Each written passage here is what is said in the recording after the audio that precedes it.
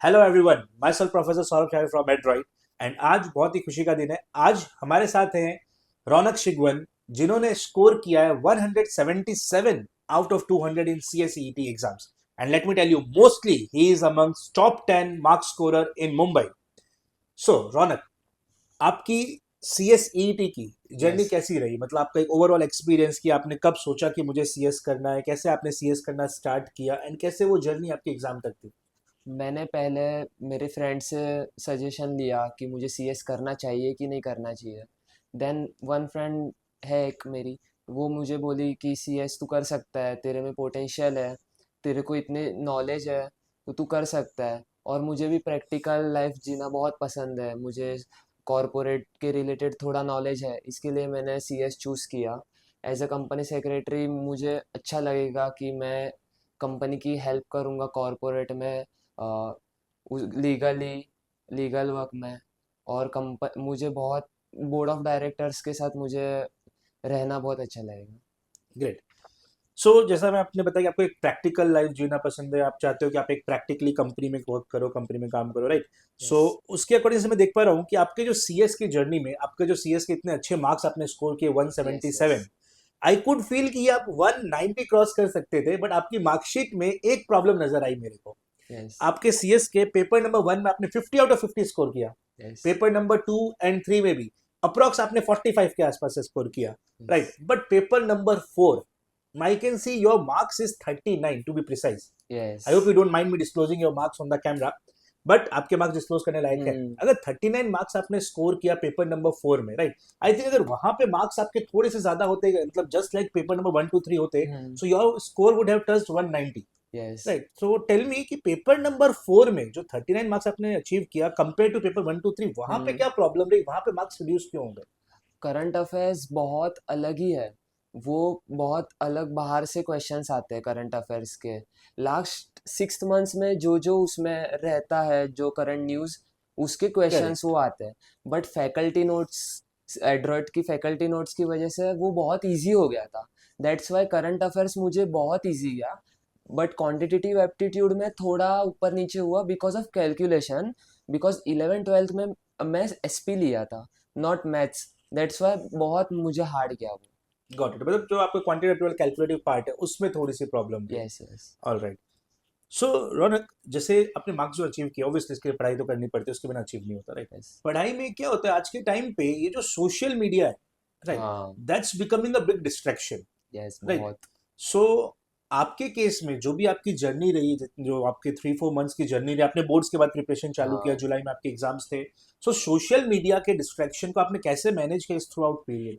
Social media तो अभी तो बहुत सारे सभी यूज़ करते हैं सोशल मीडिया। बट मेरा ऐसा था कि मुझे स्टडी और सोशल मीडिया दोनों साथ में करना है। इसकी वजह से मैंने थोड़ा टाइम सोशल मीडिया को दिया, थोड़ा टाइम। और और एंड्रॉयड है तो फिर एंड्रॉयड्स में, एंड्रॉयड के लाइक होम है मेरा, तो वहाँ पे भी थोड़ा मैं, मतलब पढ़ाई तो होती ही थी, वहाँ पे सो ऐसे बेसिकली डिस्ट्रैक्शन आपने एक नहीं था। शेड्यूल मेंटेन किया कि सोशल मीडिया और पढ़ाई को आपने एक दूसरे को ओवरलैप नहीं करने दिया, यस। यस। राइट? मतलब आपने सोशल मीडिया के लिए सेपरेट स्लॉट्स रखे, पढ़ाई पे उसको आपने ओवर नहीं, राइट? हाँ। सो जब आपके जर्नी का ड्यूरेशन था, उसमें कोई फैमिली फंक्शंस या ऐसे कोई आपके इवेंट्स थे कि कोई आपका बर्थडे हो, फ्रेंड का बर्थडे हो, या नहीं, आपको कहीं मेरा बाहर वैसे जाना नहीं हो? था, बट तो भी मम्मी का बर्थडे था, सबका, मतलब फैमिली फंक्शन भी थोड़े थे जो मतलब बाहर जाना था। बट तभी मैं मैनेज करके सम सॉल्व कर, नहीं तो आप मतलब उन इवेंट्स में बाहर जाते थे या पढ़ाई करने बैठे रहते थे और वो इवेंट्स अवॉइड करते थे? कभी पढ़ाई भी कर लेता था और कभी इवेंट्स में भी चला जाता था। Right.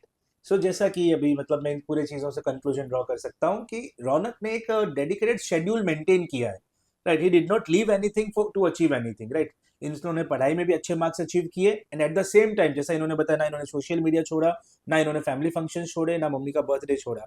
So that's the key कि आपको चीज़ें properly schedule wise maintain yes. करनी यस। पड़ेगी, राइट? सो रौनक, आपको कितने रिविजन्स आइडियली आपने किए होंगे आपके स्टडीज के? वीकली ट्वाइस तो वैसे भी क्लासेस में होते थे, वो बहुत इनफ है for C S E T students.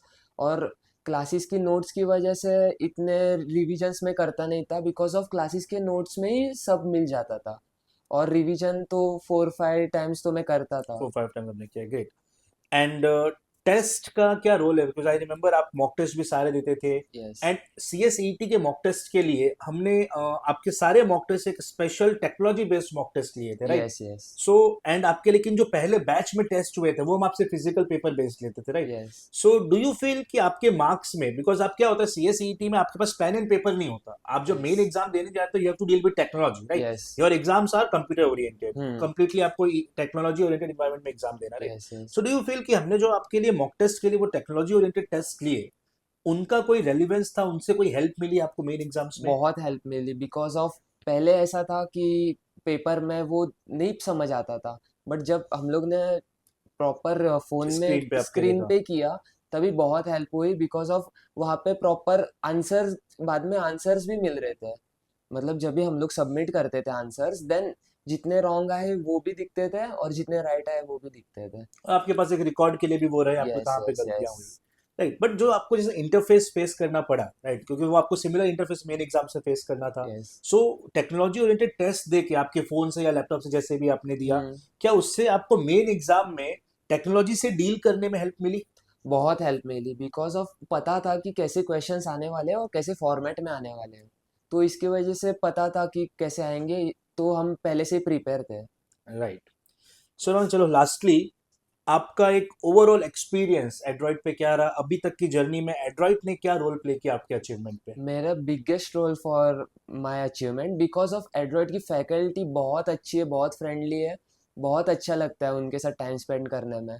और लाइक स्टडी करते टाइम भी बहुत, और लेक्चर्स में भी बहुत मज़ा आता है और बहुत हेल्पफुल है।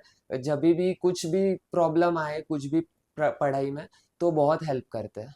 Great, thank you so much Raunak.